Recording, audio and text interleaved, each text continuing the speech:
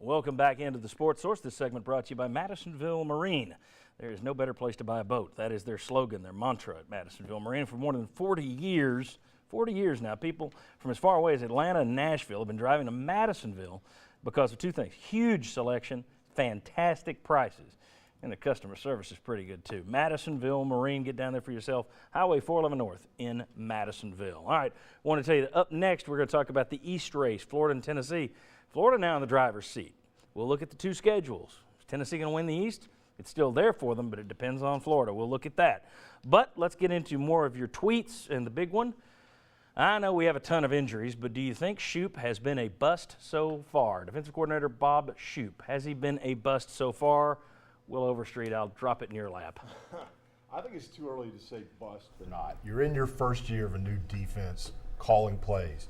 Do you have a lot of bust on this defense? Yes, because there are times you don't know what's going on. You got guys misaligned. There was a play yesterday, Alabama ran it right up the middle. No middle linebacker in the middle, and 2 tackles and 3 techniques. Which play are you going to be running if you're an offensive coordinator right there?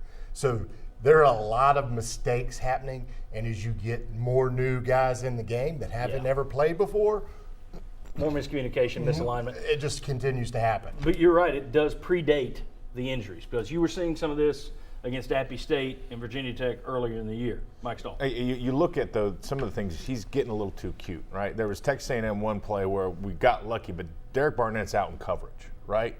Why is your guy that's one of the best pass rushers in the country out in pass coverage? I know you want to throw some mix-up things. They slant a little bit. I don't think they're fully grabbing his scheme yet and gelling, but still, I think there's some things you try and get too cute with it, and you put yourself in bad situations. Daniel, you're a defender. Your thoughts? I think right now he's done all right. It's just not great. You know, you didn't hire Kirby Smart or someone like that that's come in, but I think when you look at what they've done so far, you were able to win big at Virginia Tech. You were able to win the second half against Florida. So those things right there, I think, you know, it's been a good hire so far, but you know, we do want to see more. You want to see that next step taken. Remember the crowd that before the season and before the Florida game said, just beat Florida and I'll be happy for the whole year. That lasted, what, 3 weeks? All right. Will, you had something to say? Yeah, and I think just in general, I mean, it's a problem of you did get beat yesterday. I mean, there's no doubt that you got out-coached yesterday. So, I mean, after a game like that where clearly the other guy had a better game plan. Schemed you up. I mean, he was beat from the snap several times. But at the same time, you got guys that are not SEC caliber players out there that are playing on the field. Right, and let me show you that, and I'll get Dante's take on this. You know, I brought this up a few weeks ago, early on.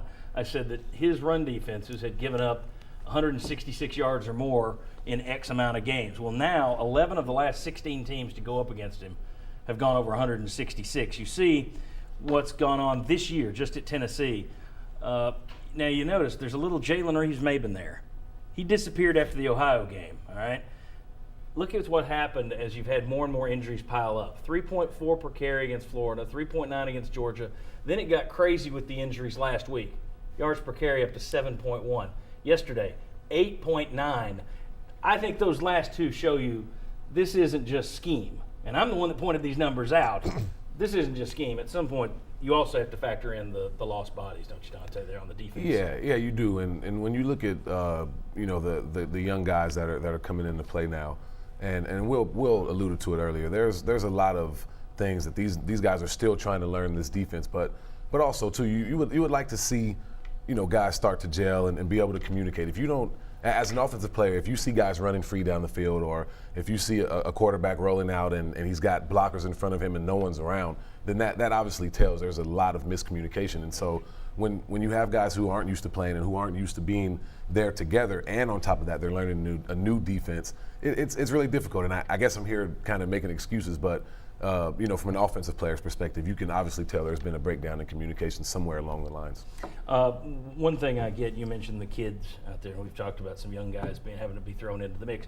You always get the tweets, oh yeah, well, Alabama has freshman quarterback. Yeah, okay. Get back to me when they got 17 of them on the field. I mean, Tennessee has played freshmen in the past, and you've got some guys who are ready to step right in and do it.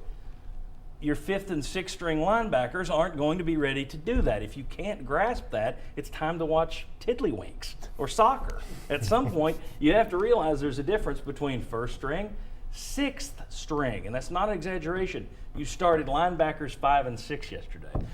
Without Jalen Reeves-Maybin, Will, you and I said it after the Appy State game, you got a guy with a bum shoulder. You got a thin position. Protect him. Don't use him on punt coverage. He gets hurt on punt coverage. I beat that dead horse on Twitter because it ticks people off. My favorite tweet I got yesterday, though, came after the Alabama punt return.